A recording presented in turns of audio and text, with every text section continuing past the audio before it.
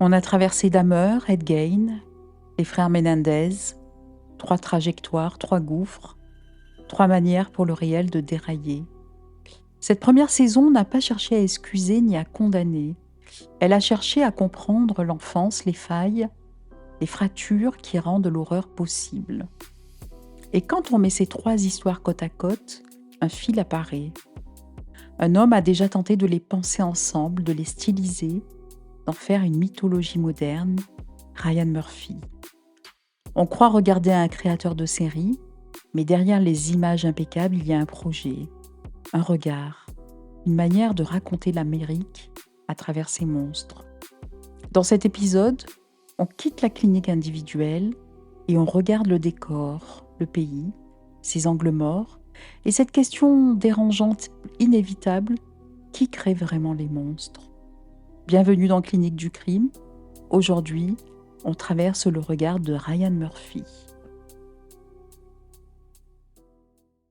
Quand on regarde Ryan Murphy, on pense d'abord qu'on regarde un réalisateur de série.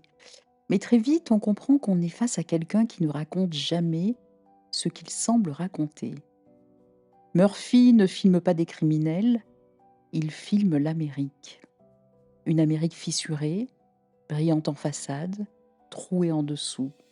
Une Amérique qui porte son propre vertige. On croyait venir chercher Dahmer, Edgain, les frères Menendez.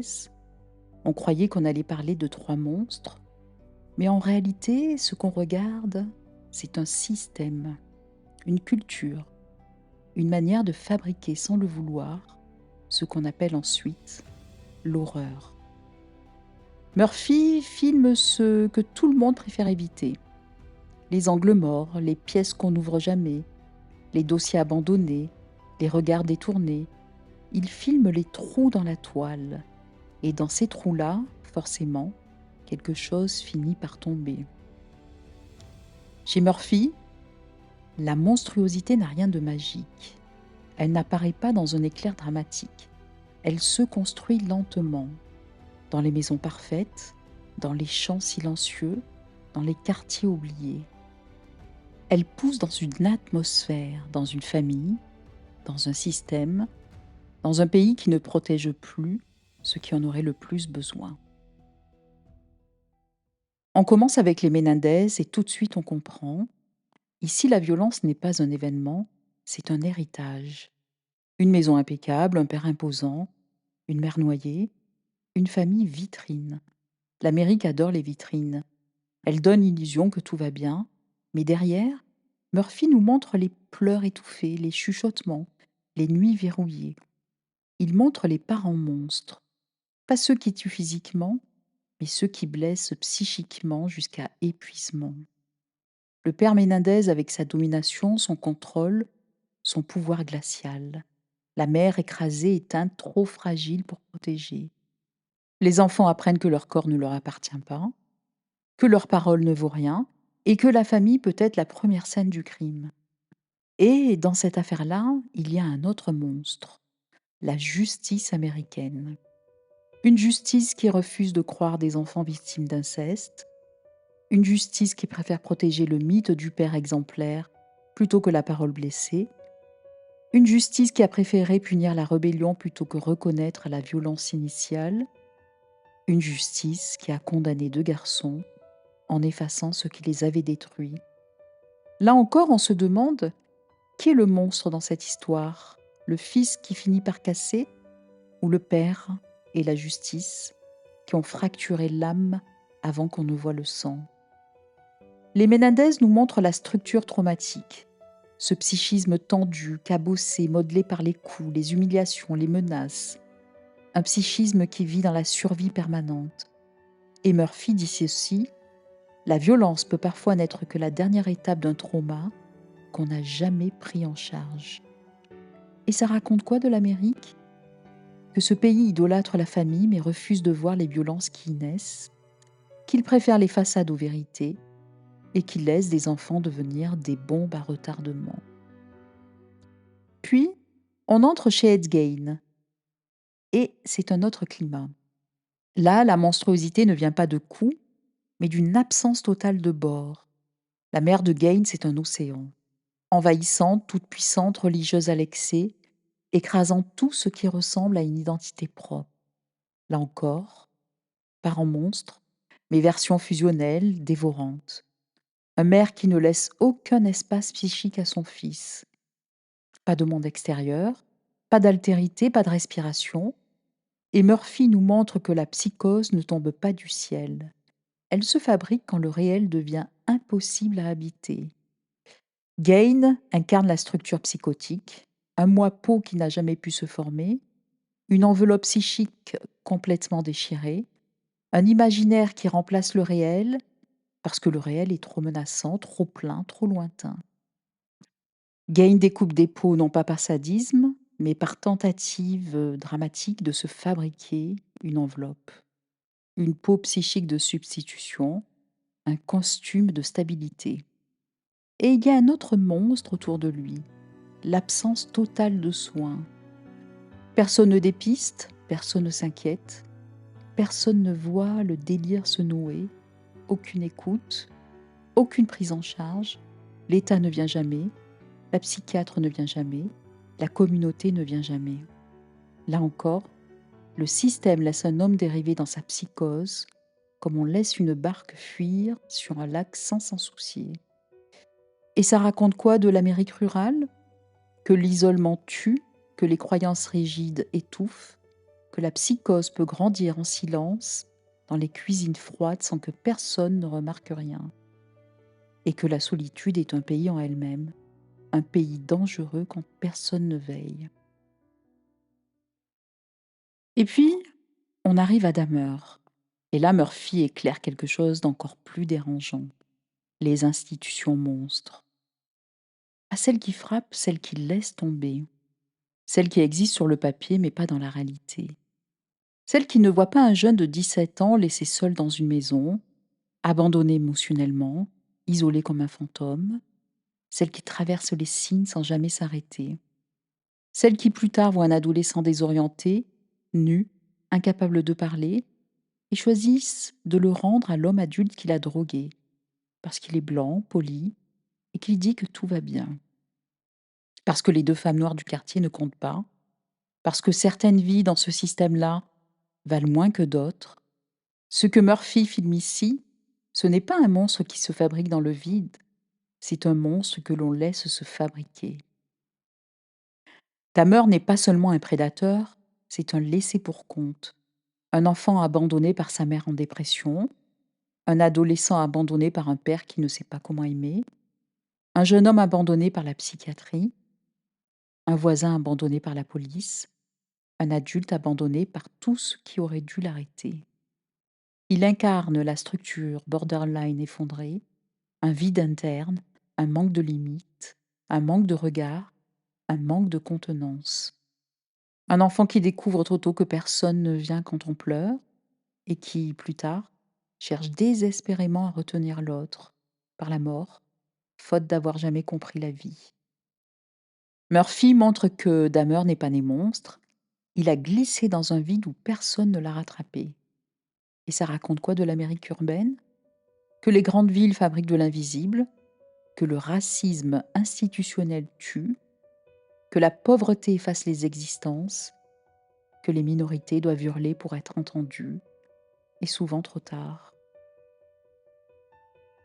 Mais il faut dire une chose aussi, Murphy stylise, Murphy embellit, Murphy rajoute, Murphy scénarise. Il transforme le réel pour qu'il ressemble à un mythe moderne, il chorégraphie la douleur, il éclaire les ombres avec une précision presque théâtrale, il cadre la violence comme un tableau, il esthétise les monstres, même quand il prétend les déconstruire. Et ça aussi, ça dérange, parce qu'on ne sait jamais si on regarde une radiographie ou un spectacle, un constat clinique ou un récit magnifié. Murphy n'explique pas, il arrange. Il ne documente pas, il raconte. Il ne donne pas la vérité, il donne sa version de la vérité. Il stylise les monstres comme s'ils étaient des mythes. Et peut-être que c'est ça, sa limite, et sa force. Il fabrique de la lisibilité, de la dramaturgie, du symbole. Mais dans cette stylisation, certaines victimes se sentent trahies, certains proches se sentent dépossédés, et certaines réalités deviennent plus belles ou plus horribles que ce qu'elles furent réellement. Et là, quelque chose bascule pour nous. On se demande, et si les monstres, parfois, ce n'étaient pas les hommes? Et si c'était les parents qui n'ont jamais protégé, les écoles qui n'ont jamais regardé, les voisins qu'on n'écoute pas, les institutions qui actent leur propre abandon, la justice qui refuse d'entendre les victimes, ou même la manière dont l'industrie du divertissement transforme la tragédie en spectacle. Parce que chez Murphy, la monstruosité est toujours une conséquence, jamais une apparition spontanée. Elle surgit dans les familles silencieuses, dans les villes qui oublient leur quartier, dans les campagnes qui étouffent leurs enfants, dans les maisons où l'on ne protège pas, dans les pays où l'on dénie, où l'on minimise, où l'on classe les cris dans la mauvaise case.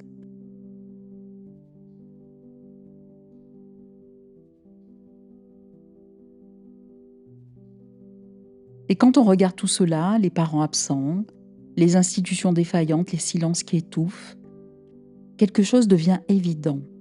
On ne peut plus se contenter de parler de monstres. Il faut regarder comment ils se structurent, comment un psychisme se construit ou se fissure, comment chaque histoire trouve son point de rupture bien avant le crime. Parce que derrière chaque geste atroce, il y a une manière d'être au monde, une charpente psychique, un mode d'organisation intérieure qui dit « voilà où ça a cassé, voilà où personne n'a tenu, voilà où l'humain a vacillé ». Et c'est là que le travail de Murphy, malgré sa stylisation, devient précieux. Il met en scène 3 destins, mais sans le vouloir, il met aussi en lumière les 3 grandes structures psychiques qui existent. Celles qui orientent nos vies, nos relations, nos peurs, nos défaillances. Celles que la psychanalyse connaît depuis longtemps.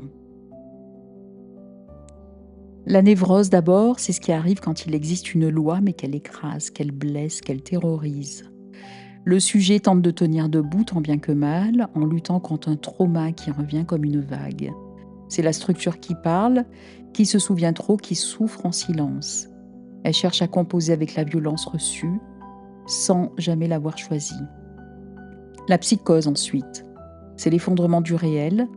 La loi n'a jamais été transmise, l'interdiction n'a jamais été incarnée, tout flotte, l'imaginaire déborde. Le monde extérieur n'est pas un appui mais une menace. Le sujet n'a pas de peau, pas de bord, pas de barrière pour filtrer ce qui l'assaille. Alors il invente ses propres limites, parfois avec le corps des autres. Et puis il y a l'état limite, la structure borderline. C'est du vide interne, des abandons précoces, des attachements impossibles. Le sujet ne sait pas où il commence, où il finit. Il cherche désespérément un contenant, une présence, un regard. Et quand rien ne vient, il tente de retenir l'autre comme il peut, dans une confusion entremêlée d'amour, de peur, de rage. C'est la structure qui ne s'effondre pas, mais qui vit en bord de précipice. 3 structures, 3 manières de souffrir, 3 manières de survivre. Et dans cette saison, elles se dessinent comme des continents intérieurs. Le trauma pour les Menendez, la psychose pour Gain et l'effondrement borderline pour Dahmer.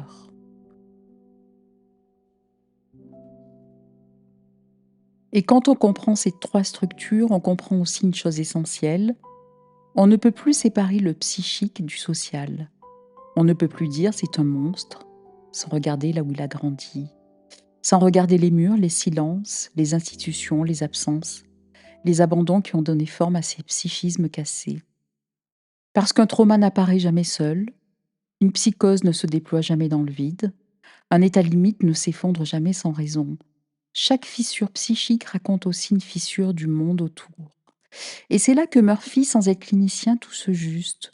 En filmant des individus, il filme aussi ce qui les a fabriqués, la faille de la famille, les angles morts des institutions, les aveuglements d'une culture qui préfère enjoliver plutôt que réparer. En réalité, Monster ne parle pas seulement des monstres, il parle du pays qui les fabrique. Alors, qu'est-ce que Monster raconte de l'Amérique? Que le rêve américain a des murs qui s'effritent? Que les institutions sont souvent de papier? Que la famille est un mythe qu'on préfère glorifier que réparer? Que la santé mentale est un continent perdu? que les plus fragiles sont toujours les premiers sacrifiés, que l'abandon est une culture et que cet abandon-là fabrique du danger. On referme cette saison avec une vérité inconfortable. Les monstres ne sont pas toujours ceux que l'on désigne. Parfois ce sont les parents, parfois ce sont les silences, les institutions, parfois c'est l'époque elle-même et parfois ce sont les récits qui enjolivent ce qui aurait dû rester brut. Et quand on arrive là, quand on voit non pas trois destins mais trois fractures, quelque chose se renverse. On comprend que ces histoires ne parlent pas seulement d'individus, elles parlent du monde qui les a portés, du pays qui les a façonnés, des failles collectives qui ont laissé ces psychismes glisser. Les monstres ne naissent pas en dehors du paysage, ils en sont le produit, parfois malgré eux.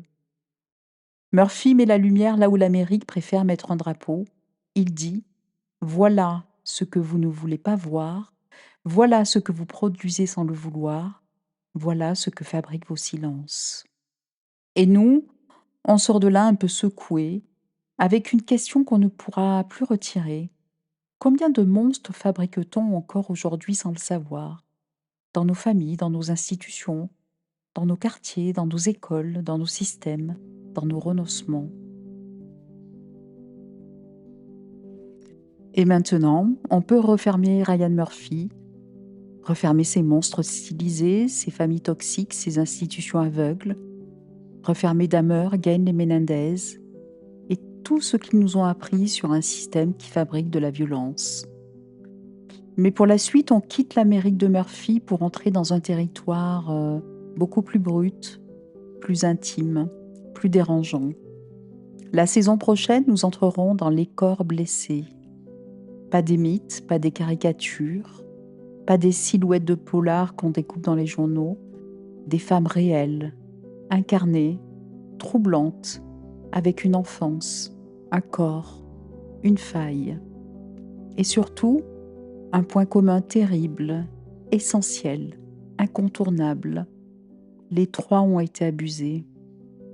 Une américaine, deux françaises, trois destins qui ne se ressemblent pas, trois crimes différents, et pourtant la même blessure inaugurale, la même intrusion, la même violence trop ancienne pour avoir été nommée, trop silencieuse pour avoir été arrêtée. Dans la saison 2, on parlera d'abus sexuels, de dissociation, de survie, de stratégie psychique extrême, de ce que le corps enclenche pour tenir debout quand personne n'a protégé l'enfance.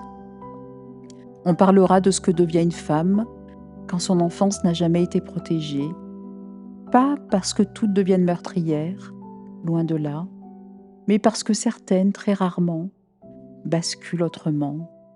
On parlera d'Aileen Wuornos, errante américaine. On parlera de Manuela González, dont le corps séducteur a été façonné dans la domination avant de devenir une arme.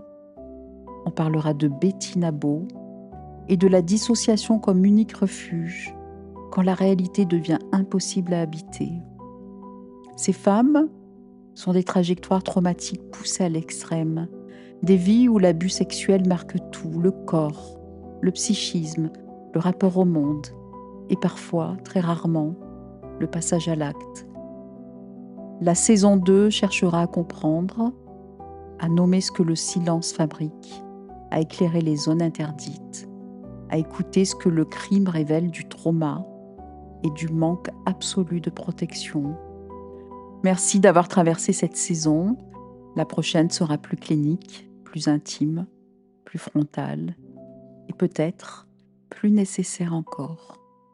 Vous avez écouté Clinique du crime, un podcast écrit et raconté par Nora Lune.